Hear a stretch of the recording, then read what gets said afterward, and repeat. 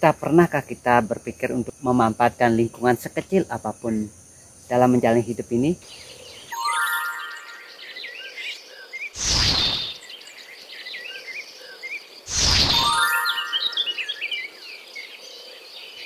Waktu adalah pengingat bahwa hidup ini berharga, jangan sia-siakan.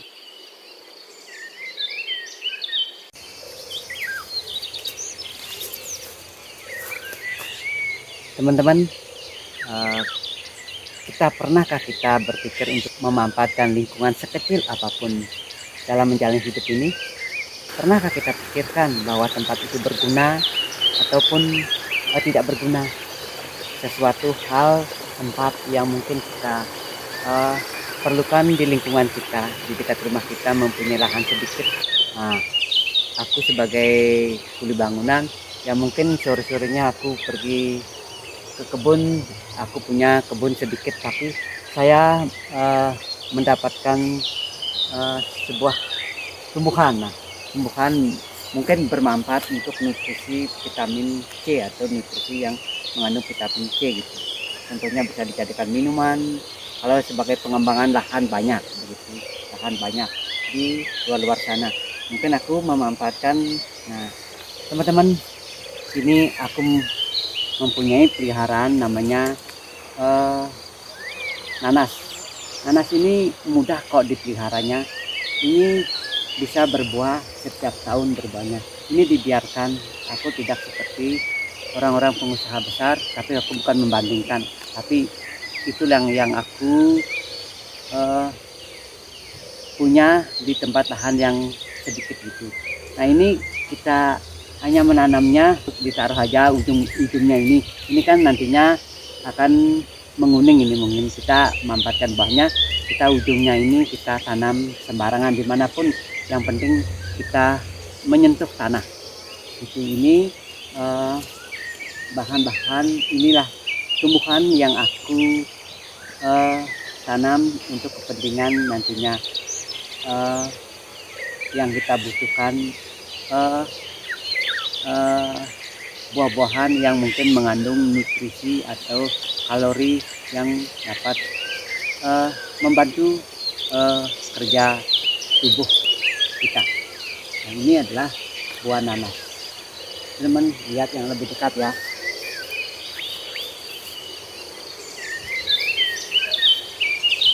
Nah, ini teman-teman, ini adalah buah nanas. Nah, buah nanas inilah kita ini sudah beberapa tahun juga ini sudah berbuah, karena ini menumbuhkan cabang-cabang seperti ini teman-teman. Ini cabang ini nanti dibiarkan, jangan dibuang atau dibersihkan. Nah, juga ini akan membawa buah berkualitas seperti ini. Ini gitu caranya. Kalau di rumah nantinya jangan ini dibuang, biarkan aja tumbuh, karena kita punya lahan kecil, kita manfaatkan satu pohon mungkin kita akan melebar menjadi cabang-cabangnya itu berbuah. Ini awalnya satu cabang teman-teman, ini satu cabang bisa berbuah. Ini sudah berbuah 3 ini, 1, 2, 3 ini. Nah, contohnya seperti ini teman-teman. Nah, ini juga contohnya ini juga buahnya ada 3 ini, juga ada 3, dan dulu pohonnya ini satu dan menghasilkan cabang-cabangnya dia berbuah lebih banyak. Itulah kita memanfaatkan lingkungan sekecil apapun bermanfaat dalam hidup ini.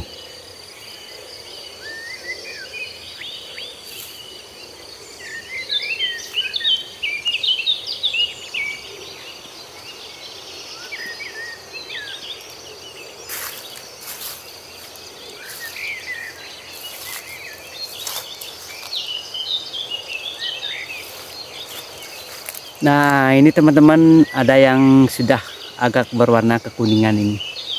Ini teman-teman, ini agak, tapi masih belum begitu matang warnanya. Apabila kita sudah berwarna kuning, nantinya kita manfaatkan untuk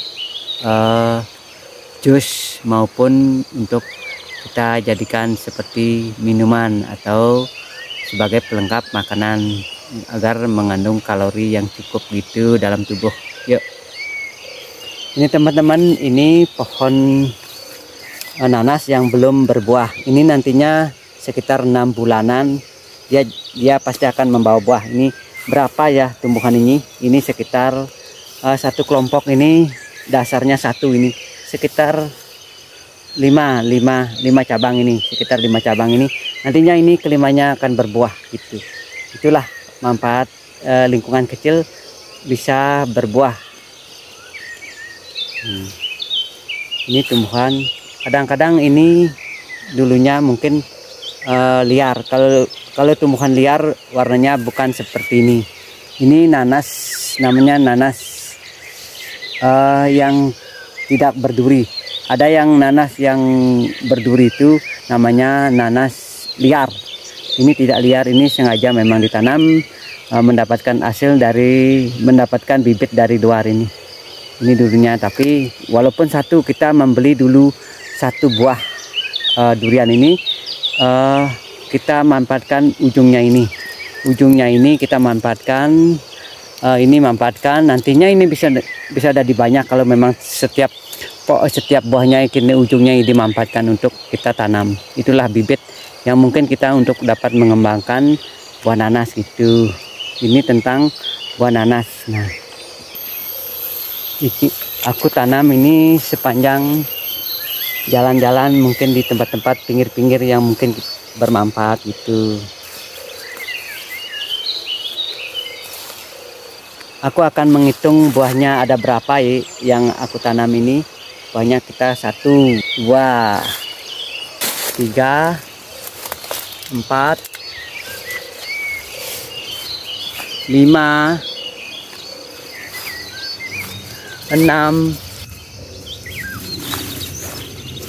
7, 8, 9, 10. Ini sudah 10, 11, 12, 13, 14, 15, 16, 17. Nah, tumbuhan ini aku tanam sepanjang jalan menuju ke kebun. Nah, 17, 18,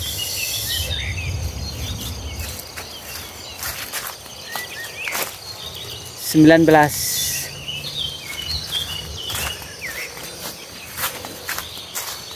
20, 21. Teman-teman, ini hanya memanfaatkan lingkungan di sekitar kita yang mungkin kita manfaatkan gitu. 22. Terus kita 22, 24, 24, 4, 25, 26, 27, 28, 29, 30, 31. Wow, banyaknya. Nah, itulah teman-teman yang aku mungkin sebagai motivasi kita hidup di dunia ini. Kita harus bisa memanfaatkan situasi apapun itu, karena seperti zaman-zaman sekarang lebih cenderung untuk mempergunakan teknologi canggih.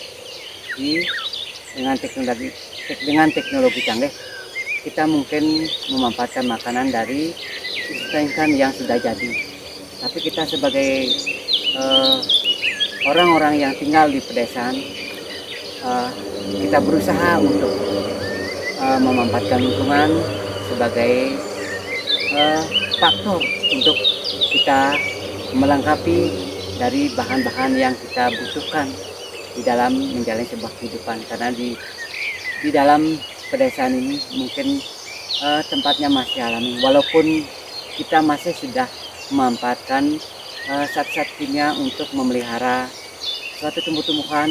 Misalnya jeruk, kita sudah mempergunakan alat-alat kimia untuk mendapatkan hasil yang baik dan lebih banyak. seperti petani besar maupun petani-petani yang membutuhkan hasil yang lebih untuk kita bagi kita untuk kepentingan pribadi atau makan, mungkin untuk kepentingan jalan-jalan ataupun pergi dan melengkapi kebutuhan hidup seperti pakaian contohnya, mobil contohnya gitu, mobil contohnya, untuk pelengkap seperti zaman sekarang untuk kita jadikan transport untuk pergi kemana-kemana untuk agar kita lebih cepat itu.